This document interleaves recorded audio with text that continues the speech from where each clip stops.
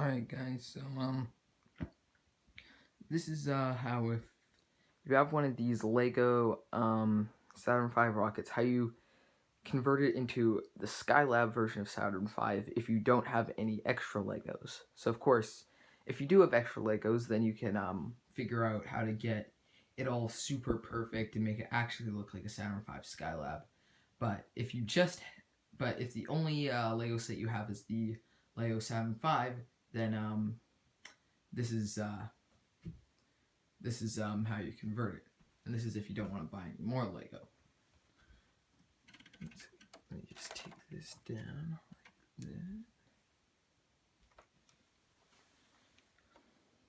that. Alright, so first of all, take it down and put it vertical. Then you're going to want to take the command service module, escape tower, break that off. Then open up this fairing bit. You don't have and you should have nothing inside that. So what you're going to want to do is you're going to want to take off the escape tower part. And we won't need the service module.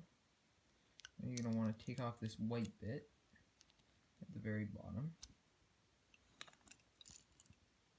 You can reassemble the service module.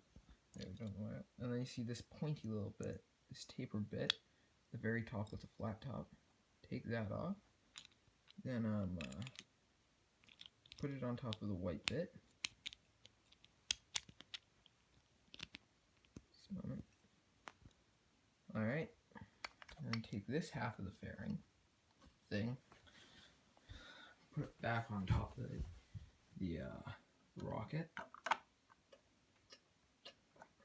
And put this bit on top. And it'll kind of look like a Saturn V Skylab. Kinda. I know the paint scheme isn't correct. They don't have any of the extra solar panels, or the fairing isn't right. But it looks okay, and it's if you don't want to buy anything else. And then of course you can also take the engine off, so that it doesn't have it. So that the third stage doesn't have an engine. Let me just snap that